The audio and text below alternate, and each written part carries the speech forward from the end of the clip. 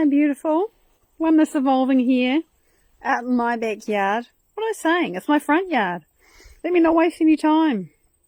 I'm going to show you my front yard and the flowers because I got to wait for this live to get itself established and be shared out. So this is my opportunity to show you this dahlia. And it's glorious.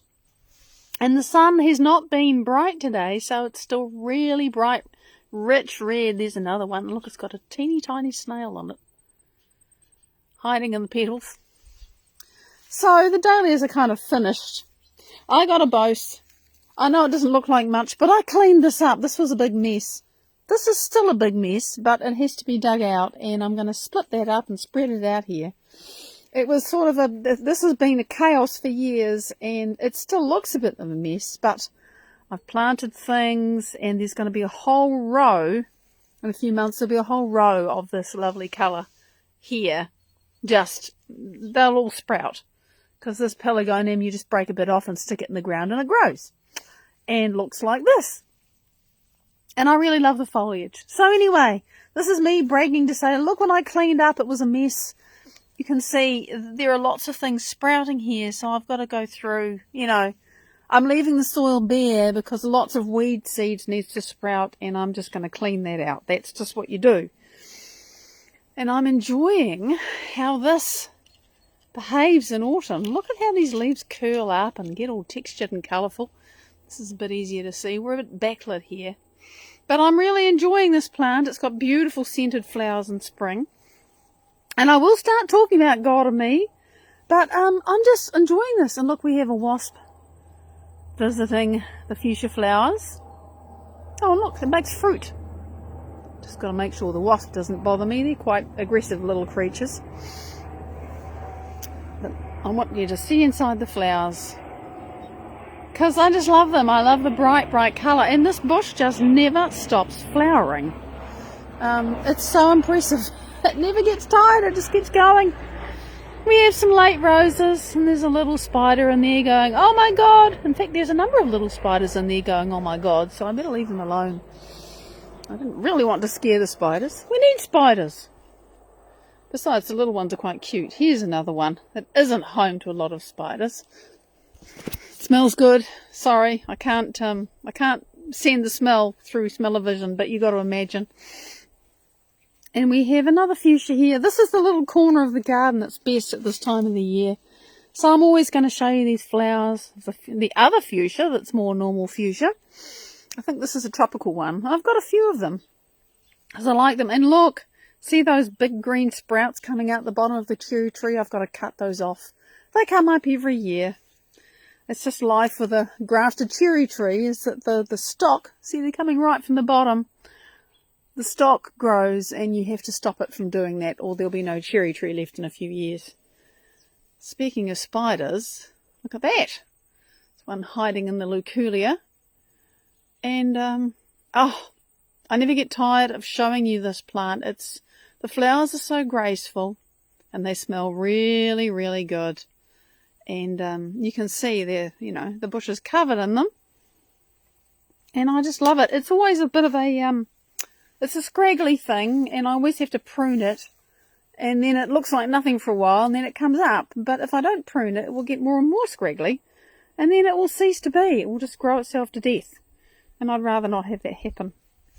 Look at this. I transplanted these violets a while ago, and now they're all thick. Hello, beautiful Laura and Eric. It's great to see you. I'm just showing off my violets. That are not flowering, but, they're just growing, and they will. They'll flower in spring. And we've got a few Japanese anemones. We're just getting close. Oh, look, this one's got bright colour in the middle. So, yeah, things are growing here. Yeah, that one's an oddity. Better enjoy that. Normally they look like this. So, yeah, flowers in the garden. And it's also very green. And yes, it's gorgeous in the park. And it's really lovely out here. Last but not least, I'm going to show you, these are common as muck, but I still really enjoy these. Hi Ash, great to see you. I'm going to go inside and start talking about what I wrote about today, and the wellness of it, because I really was pretty amazed going inside now. But I wanted you to see the garden.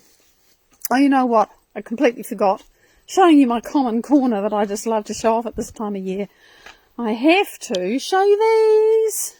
The autumn crocus are amazing. We've got a little bumblebee in there busy. I mean, there's lots of pollen there. So this is another favourite corner. Hi, Nikki. Great to see you. Just enjoying. The fancy name is Colchium, but they are called autumn crocus, and I have a lot of them, and there's a bumblebee doing its thing. And these mystery plants are indeed the muscari, the grape hyacinths. Oh, look at that. The lazy bumblebee is not lazy, it just takes its time. All right. Oh, I can't not show you. It's just beautiful. And the sound. I just love the sound. Yeah, so there you go. So that's the front garden. Right. Let me turn the camera around. It's lovely to see you all coming on. And yes, I really, honestly, I was sitting at my computer writing, and I suddenly looked back on what I'd done, because I want to start a new section. I know I've been talking about that. I want to start a new section. But the thing about starting a new section is that it stands on the shoulders of the old section, and so you have to summarise the old section. Hi, Wade, good to see you. And I started summarising the old section that I've just finished, and I actually looked it up and realised it's taken me about 6 months to do this. And this section could be titled, How to Take an Idea and Use Your Mind to Turn It into Matter. And I'm actually talking quite literally about this thing that most of us think is impossible. You know, Jesus feeding 5,000 people with a few bits of bread and a couple of fish and all of that. But, you know, what if that actually is possible because it's actually been done? And so I've gotten really curious about this because I sort of feel that it ought to be possible because people keep doing it, but nobody really knows how. And I'm terribly pragmatic and pretty much a how-to person. And because of what I've learned from Dr. Joe Dispenza and the things that he's done with teaching people how to manifest stuff out of nowhere, and they do, it's like, oh, well, how the hell does this work? And then, so anyway, 6 months ago, I took on this big scary thing of thinking, okay, can I actually unpack this for myself, never mind you, to make sense of this at all? And so what ensued over 6 months, and every single piece of it seemed really sensible at the time, but when I look back, I sat in my chair and I thought, oh my God, this is insane. This is mad. What? So I'm going to take you on a whistle-stop tour down the rabbit hole, because it really is a serious rabbit hole. And I was just, oh my God, I had no idea. It's like I've been so busy just writing each little piece that when it's like, if you're walking on a long hike and you're just conquering each hill, but then you look back and you think, oh my God, I was there and now I'm here. And how the heck did I get here? Zarking Fardwak. Is this really the truth? So anyway, this is, I don't, people post something and they say, this is stunning, and you get, oh, stunning, oh yeah, whatever. I use that word because that's how I feel. So here's my little list of songs. And I did not actually manage to complete the little summary in the time that I had this morning, but I did most of it. So the very seed idea that we have spent the last 6 months exploring, and by the way, if you want to hear me read what I've written, there's a link to my Patreon underneath this, and anybody who follows me for free gets access to that, because each week I read what I've written, and there's a little video, and you can listen to it. And that's just, you get that for free, just for supporting me on Patreon with your attention and, your email address. Nothing will happen except that you'll hear from me 2 or 3 times a week. Twice, I think. And yeah, so if you'd like to do that, that's available. So this is what I've been doing and what we've been doing for the last 6 months. The idea is it ought to be possible to make matter with my mind. And obviously there are things that we have to do with our hands, and we have to move our bodies and do stuff, and we're all used to doing that. But then there are these people that break the rules, as you say, Laura. So the first thing is that if we're going to make matter with our mind, we actually need to know what matter is. And most of us have no fucking idea. We think the matter is stuff that you can hit, or stuff that you can breathe, or, whatever. It's like, what do you mean, what's matter? It's a solid, or it's a liquid, or it's a gas. It's matter. But what actually is matter? Well, it turns out, first of all, that matter is mostly space. Empty. Hi, Amber. Great to see you. Matter is just nothing, really, except a lot of empty space with these little bits of electrostatic energy in it. And that's a bit of a shock to most of us, because we think this is pretty solid. But what we're actually bumping up against is electrostatic bonds between this piece of electrostatic energy and this piece of electrostatic energy. And that is quite a mind-blowing idea, because you think that matter is solid and therefore I can't change it with my mind. But actually, if all of matter is just energy, well, hell, maybe I have a chance. So, matter is mostly space. And then we went further down the rabbit hole, and we talked about atoms and protons, and we discovered that protons themselves, which, most people think of protons pretty small, and it is, protons are actually made up of the tiny little things called Planck spherical units, which have scientific evidence. I'm not just spouting rubbish. The Plancks were actually discovered because scientists were getting experimental results that they couldn't explain, and they wanted to explain them. So they did the figuring out, and they discovered there was this thing. And, I've vastly shortened the story, but they are real. And Planck spherical units, actually, you take an enormous number of those, and you stick them all together in an organized pattern, and you get a proton. And since protons make up practically all of the matter in the universe, everything's made of Plancks, right? Hi, Stacey! Everything, because protons are made up of Planck spherical units, period. And protons is just about everything in the universe, therefore everything is made up of these Plancks. Planck spherical units, called Planck for short. So matter's made up of all these Plancks. And then, well, what is a Planck? Actually, it's just spinning electrostatic energy. And that was the next piece. Some of you will remember this. I went through what is electrostatic energy, because I didn't really know. I couldn't explain it to you. So electrostatic energy is energy that's stored. There's a system that it's stored in, and it's potential energy. It's not going anywhere. It's not doing anything. In Planck's, it's just spinning around. But it's not going anywhere. It's not traveling like electricity through a wire. So PSUs are electrostatic energy. So we've gone from matter to being mostly space, to matter being made of PSUs, and now matter is just electrostatic energy. Okay. So then there was this explosion that happened in my awareness when I was listening to Nassim Haramein one time. And when I say one time, I mean I've listened to his lectures over and over, because it took me a while to wrap my head around what he was saying.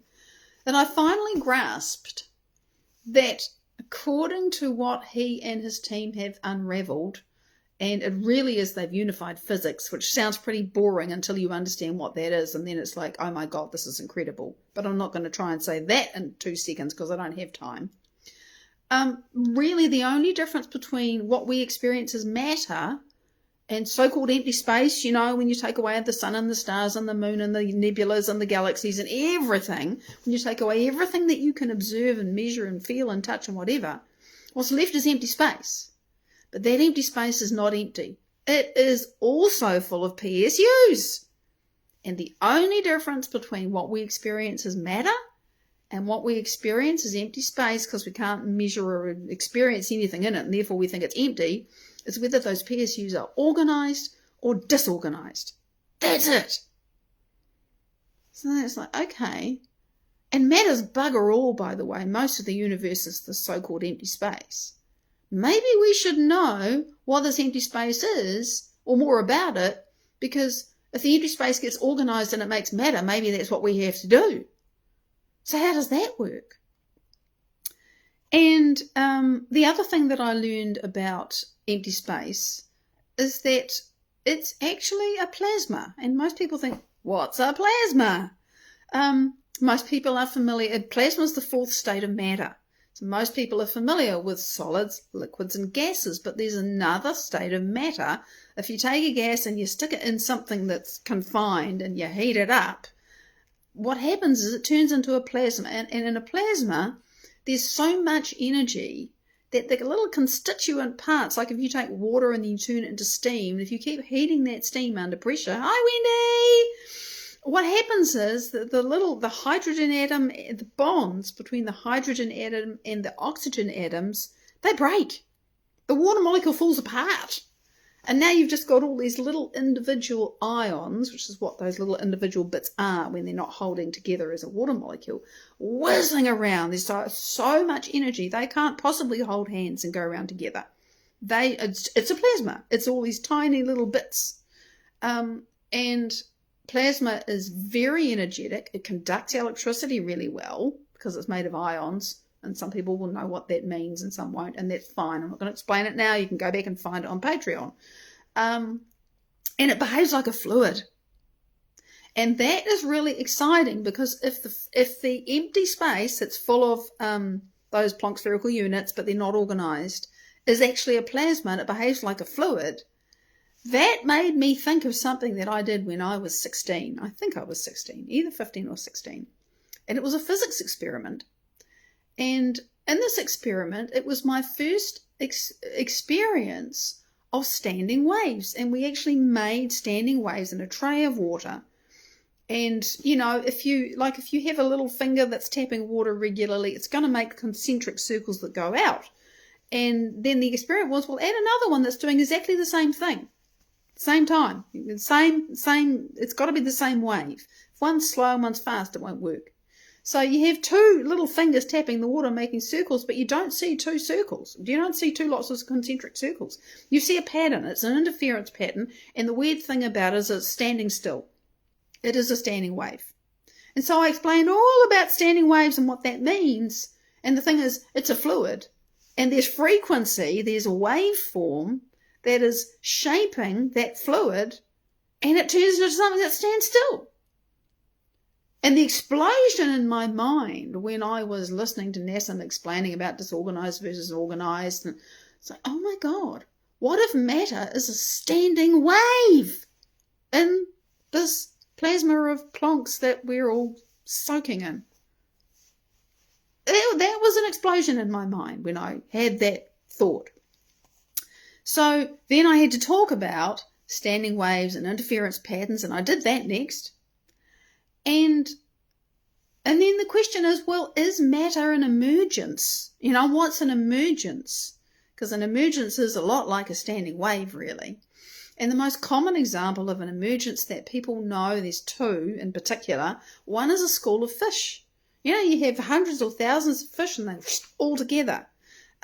Or you have, you know, the murmuration of starlings, where you have hundreds of thousands of these birds and they're all swooping and singing, swinging together.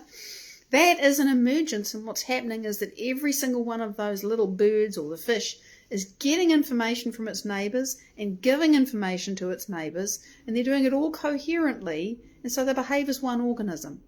And that's an emergence. And so if you have that information that's travelling through the whole group, that's like the waveforms in my physics experiment travelling through the water and getting it to behave like it's an actual one mind doing one thing, making a pattern. So that's emergence. So we've gone from an idea into matter. Matter is mostly space. Matter is made of PSUs. PSUs are electrostatic energy. So matter is electrostatic energy, and it's either it's organized or it's disorganized. You have matter or space, but it's all PSUs. And then the space is just plasma because it's really disorganized and very highly energized. And what if we can make a standing wave in that stuff and get it to organize itself into matter? And this is how it works, folks. Interference patterns do that. And so then I wanted to explain more about how interference patterns actually shape matter. And so we went on a deep dive into cymatics, and that was really fun because I found this video by this guy, Nigel Stanford, I remembered. And it's this really cool video. And it's got all of these cymatic effects that they put into the video. And they actually had to find the right frequency, the right sounds for each one of those things to make the effects work. And then the guy, Nigel, used the sounds that were the right ones to write the piece of music that then became the music video. So he couldn't just write a piece of music and then turn it into cymatics. They actually had to do the experiments. And cymatics, I've forgotten to say, is when sound actually shapes matter. And the first example of that is when you have a metal plate and there's a speaker underneath it and sand on the top.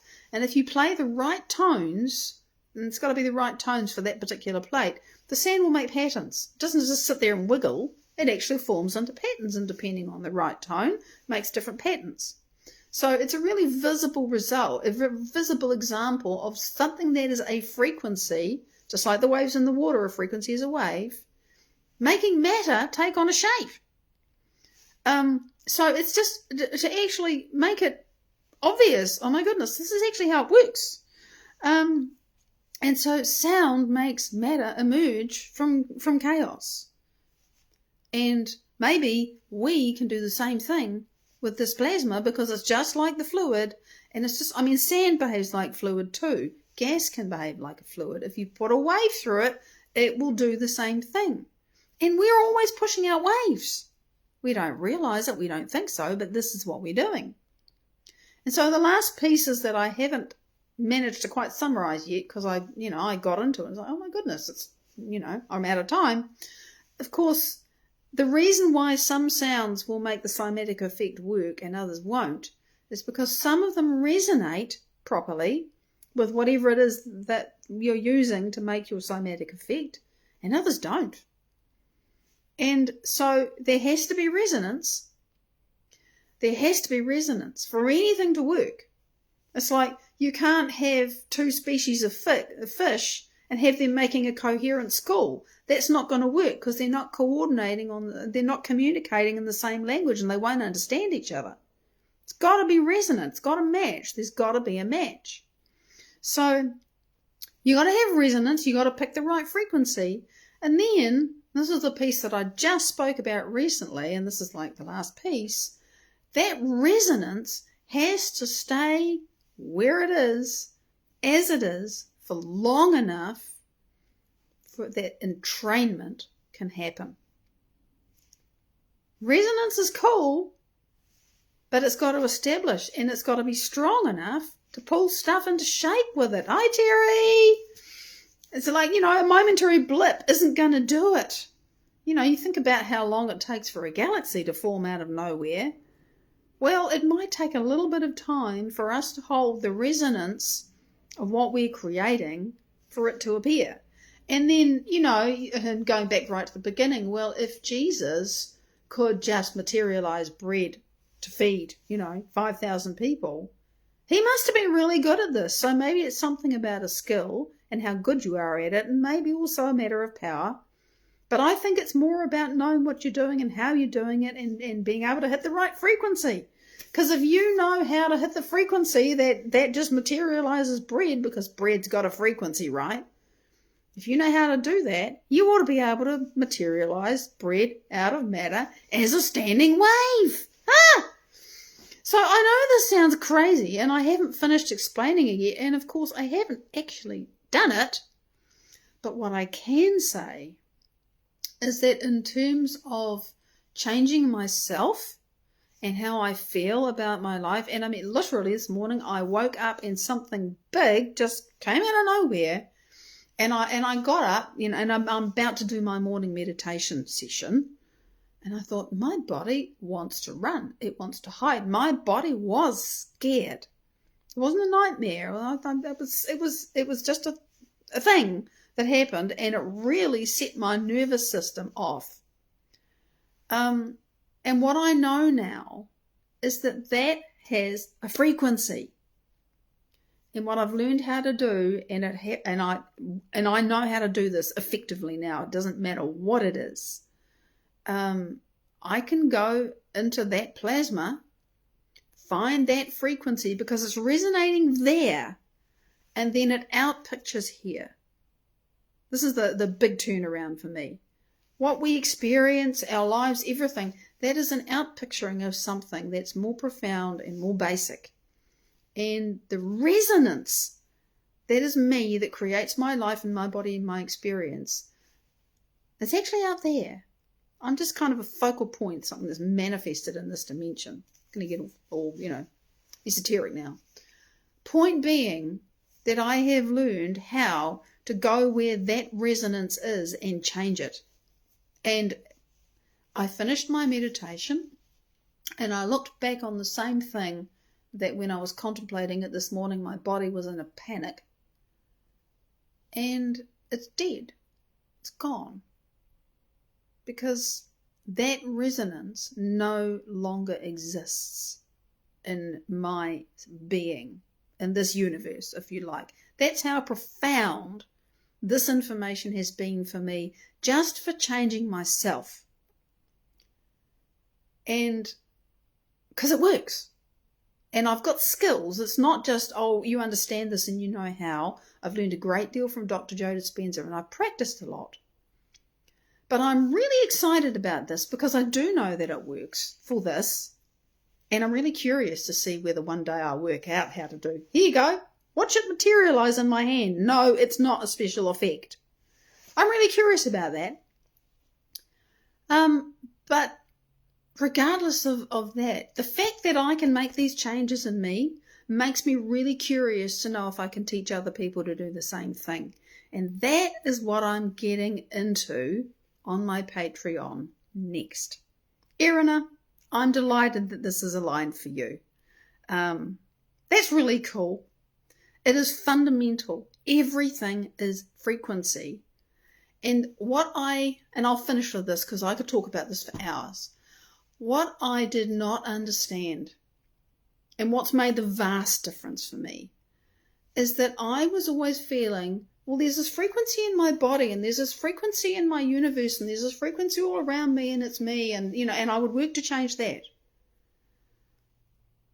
What's been profound for me is because I understand the structure of matter now, and that it's, there's a proton. There's the universe. It's full of protons that make up all the stuff we experience. And inside each proton is all these Planck spherical units. And inside any one of those is the unfiltered, raw, vast power of the 0-point field. God, source, whatever you want to call it. I can go in there and change. And because all of those little PSUs are networked with absolutely all of the other ones, I know that's a lot to say, but it's true. If I change it in one, it's done. And it's profound. And like I say, you need some skills to do it, but this actually works. So that's what I'm teaching. And if you're curious, follow me for free on Patreon. All of this information is being shared because it's a thing I have to do. You can support me if you like, and there are bonuses and beautiful things for doing that, and there will be more. But right now, this is where we're at. So I'm super excited to be finishing this summary of Down the Rabbit Hole. And next week, I hope to finish the summary and get into the next piece. And it's going to get to be really, really interesting. So thank you for sharing with me, for listening with me. I have enjoyed it. I'm excited to be here. Let's keep going. Until next week, big love. Bye-bye.